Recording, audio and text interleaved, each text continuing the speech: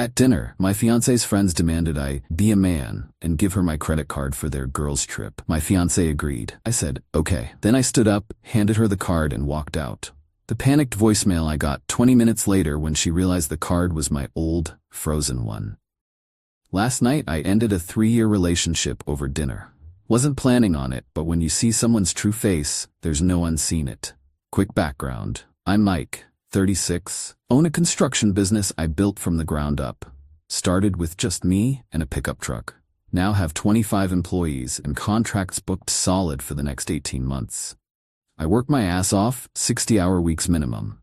Not complaining, that's what it takes to build something real. My fiancée Jen, 32, was a pharmaceutical sales rep. We met at a fundraiser, got engaged last year. Wedding was set for October. She's gorgeous, outgoing, the kind of woman who lights up a room when she walks in. I thought I'd hit the jackpot. We maintain separate residences by mutual choice. She has a condo downtown that she bought before we met, and I have my house in the suburbs. She stays at my place most weekends, and I keep a key to her condo for emergencies. It worked for us, especially with our busy schedules. Jen has 3 close friends she's known since college: Tina, Lauren, and Kara. They call themselves the Squad. I always thought it was kind of juvenile for women in their 30s, but whatever made her happy. From day one, I got the sense they didn't like me. Nothing overt, just subtle digs, eye-rolling when I spoke, inside jokes I wasn't part of. I tried. God knows I tried. Invited them to my place for dinner, paid for group outings, remembered birthdays and sent gifts. Nothing changed. Eventually, I stopped trying so hard and just kept things civil. Jen always defended them. They're protective of me, that's all. They've seen me date some real jerks. Fair enough. About 2 months ago, they started planning a girls' trip to Miami. Seemed fine at first, 4 nights at some fancy beach resort, spa treatments, the works. Jen mentioned the cost was around $3,500 per person, which seemed high but not outrageous for a luxury vacation. She makes good money, so I didn't think much of it. As the trip got closer, I started noticing some tension. Jen seemed stressed about money, which was unusual. She's always been financially responsible, one of the things I loved about her. We don't have joint accounts, but we're transparent about our finances since we're planning a future together. Last week, she asked if I'd cover her car payment and insurance this month because of the trip. I agreed and transferred $850 to her account. We help each other out sometimes, no big deal. I even saved the payment confirmation email, just as I do with any financial transaction between us. Then 2 days ago, she asked if I could loan her $2,000 for the trip. This raised some red flags. Why was she suddenly short? I thought you budgeted for this months ago, I said. Well, there are some unexpected expenses, she replied vaguely. Tina found this yacht excursion that would be amazing, and the hotel got upgraded and... She trailed off when she saw my expression. What? She asked defensively. Nothing.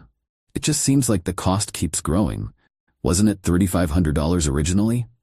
Things add up, Mike. It's not like you can't afford it. Something in her tone bothered me, but I let it go.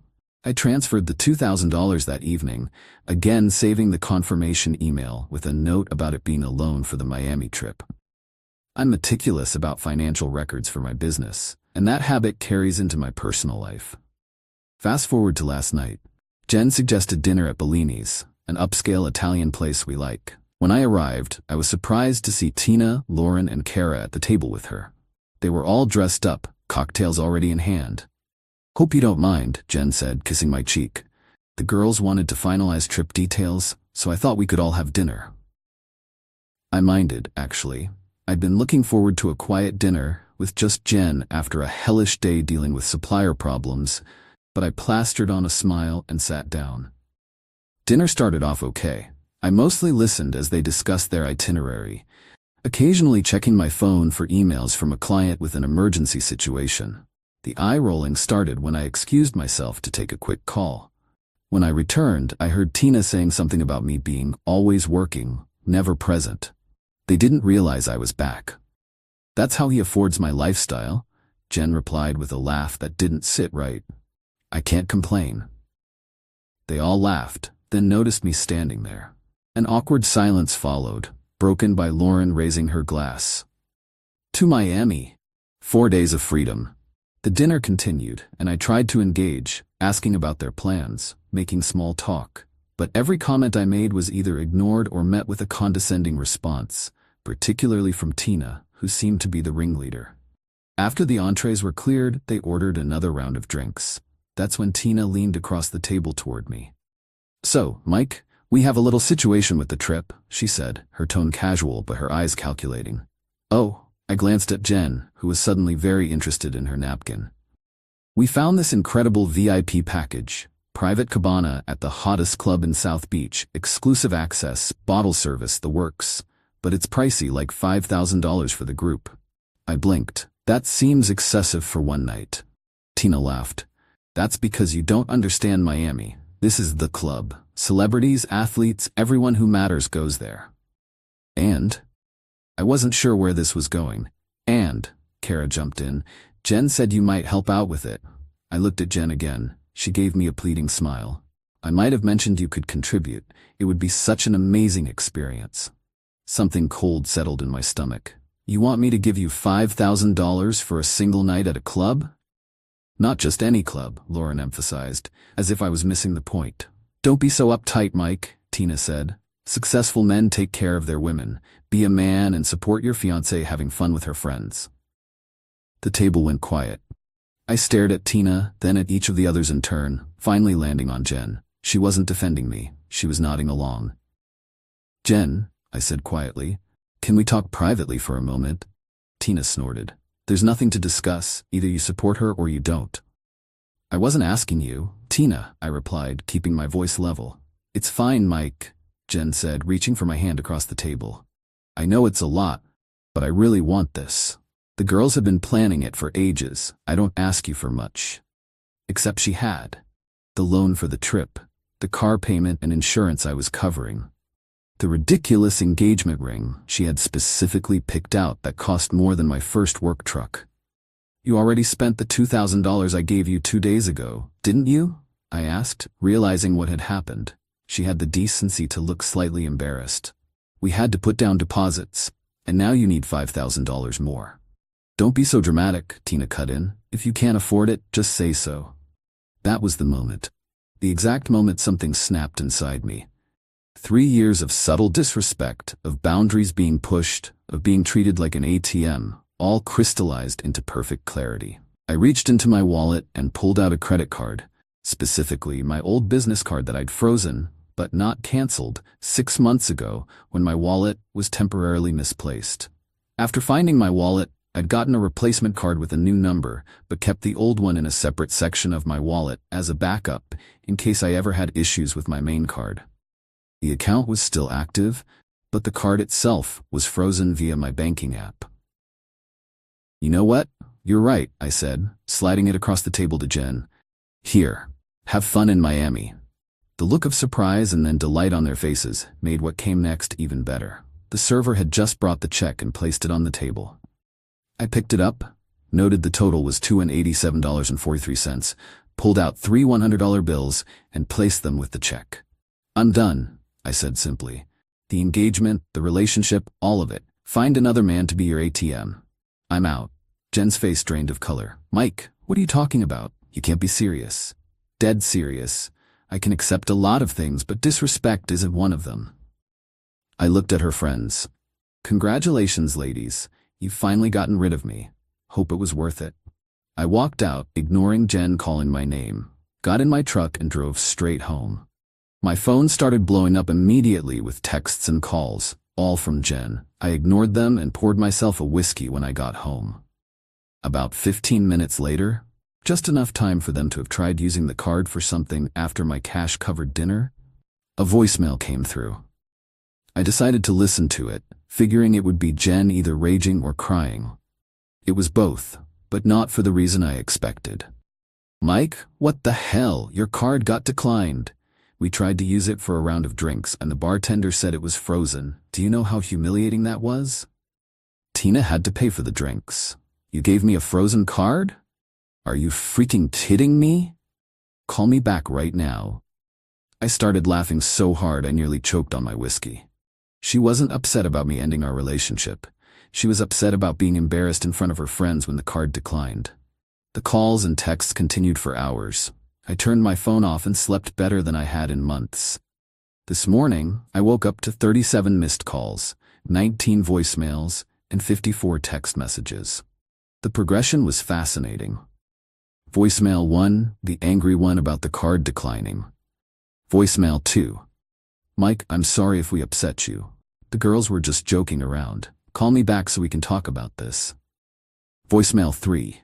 Babe, please, you're overreacting. It was just a miscommunication. Don't throw away 3 years over one stupid dinner. Voicemail 4. If this is about the money, forget the club thing. We don't need it. Just please call me back. I'm outside your house. I can see your light on. Let me in so we can talk. I hadn't heard her pull up, but sure enough, when I checked, her car was in my driveway. I didn't answer the door. Voicemail 6. Fine. Be childish. I'm going home. We'll talk tomorrow when you've calmed down. The next morning, the tone changed. Voicemail 7. Mike, I've been thinking all night. I understand why you were upset. Tina was out of line, but that's just how she is. You can't let her get to you like that. Voicemail 8. The girls feel terrible. They were just looking out for me. Please call me back. We need to talk about this like adults. Voicemail 9. I canceled the Miami trip. Are you happy now? Can we please just talk? By afternoon, desperation set in. Voicemail 13. Mike, please. I love you. I've called in sick to work. I can't stop crying. Don't do this to us. The final voicemail came at 4:30 p.m. I just realized something. You said you were done with the engagement before you even knew the card was declined. Were you seriously going to break up with me over one comment about money? After everything we've built? That's cold, Mike. Really cold. I thought I knew you. I guess I didn't. Neither of us is perfect, but I never thought you'd throw everything away over something so small. I deserve better than this. Goodbye. And there it was. The instant victim narrative flip. In her mind, I was now the villain who cruelly ended things over one comment. Not the 3 years of disrespect. Not her friends openly mocking me. Not her sitting there silently as they demanded I be a man and hand over thousands of dollars for their entertainment. I finally texted back a single message. I'll have your things from my house boxed up by this weekend. Please leave anything of mine at your condo where I can pick it up. I'll also need my house key back. Her response was immediate. Can we please just talk first? I didn't reply. An hour later, Tina called. I was surprised enough to answer. You've made your point, she said without greeting. Jen is devastated. What will it take to fix this? Nothing, I replied. There's nothing to fix. Don't be ridiculous. Everyone argues about money. You can't throw away a relationship over one disagreement. This isn't about money, Tina. It's about respect, something you and the squad have never shown me. Oh, grow up. So we tease you a little. Men are so fragile these days. I laughed. Thanks for the confirmation that ending things was the right call. Goodbye, Tina. I hung up and blocked her number. Jen's sister Amy called next. Unlike the others, Amy has always been decent to me. She's married with 2 kids, settled, mature. Basically the opposite of the squad. Mike, it's Amy. Can we talk for a minute? Sure, Amy. What's up? Jen is at my house. She's a mess. I've never seen her like this. I'm sorry she's upset, but my decision is final. Amy sighed. I'm not calling to convince you to take her back. I'm conflicted. She's my sister and I love her, but what she and her friends did was really inappropriate. That surprised me. You think so? Jen told me what happened. Gaunty. Her version at first was that you overreacted to a simple request, but when I pressed for details, the full story came out. I love my sister, but those friends of hers have always been a problem. I've tried to talk to her about them for years, but she never listens. I appreciate your honesty, Amy. The thing is, Mike, I think this might be the wake-up call she needs. She's always had people catering to her, our parents, her friends who encourage her worst impulses, boyfriends who give her whatever she wants. You're the first to hold her accountable. We talked for a few more minutes.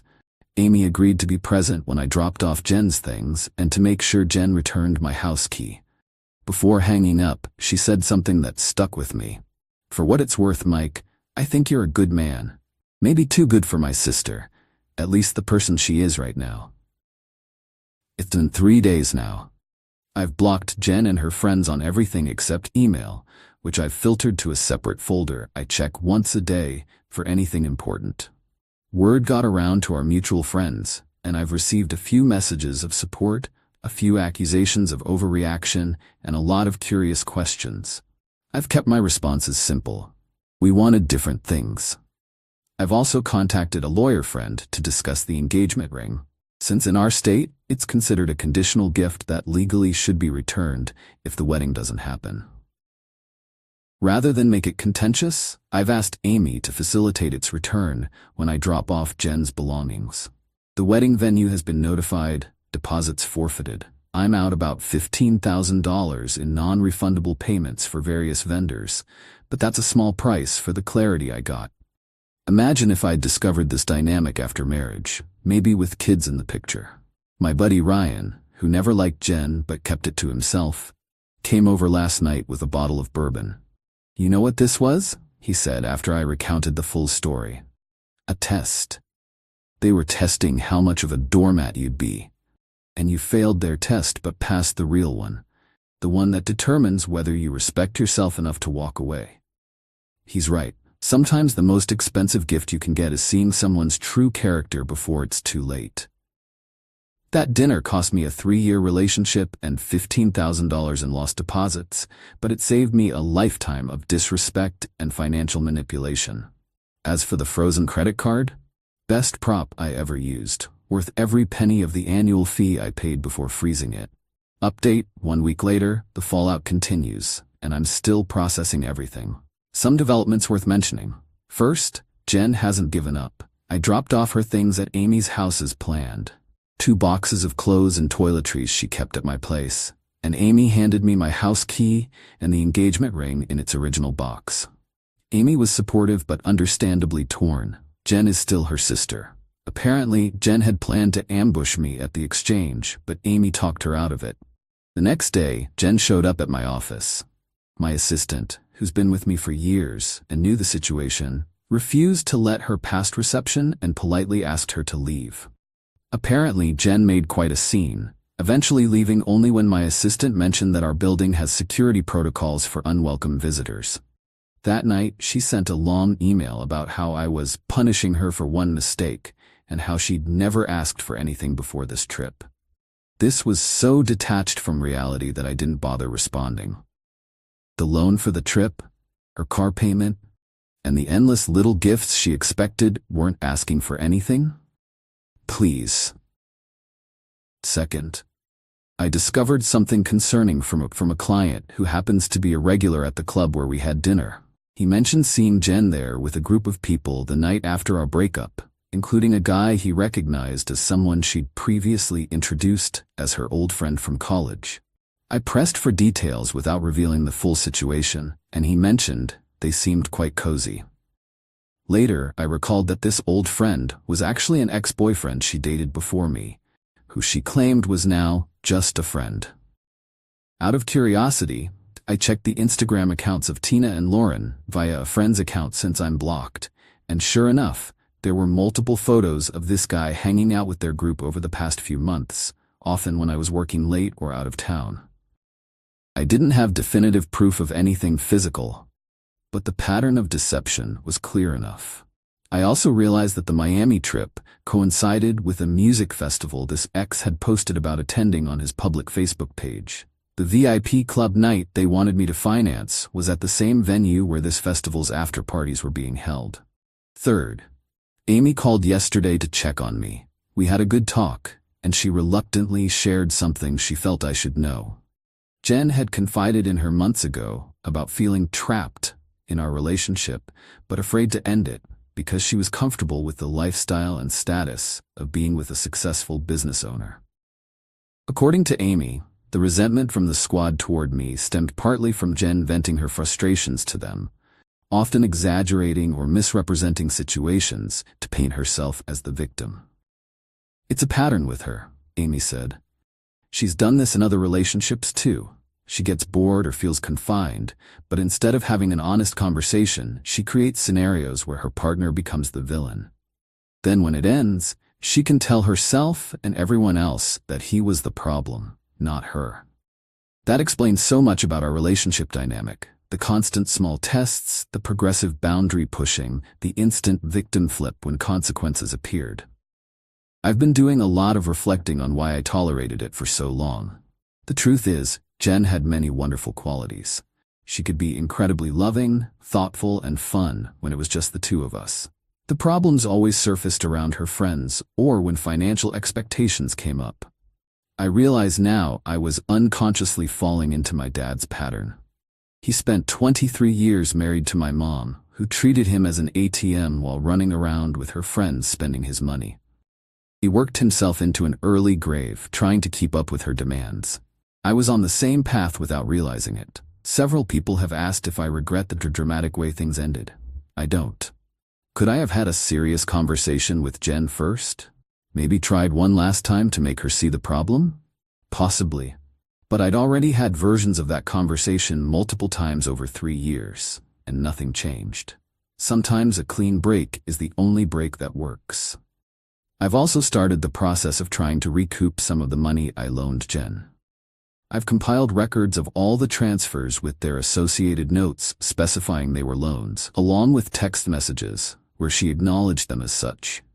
My lawyer believes I have a solid small claims case for at least the $2,000 I transferred specifically for the Miami trip, though he advised me to decide whether the stress of legal proceedings is worth it.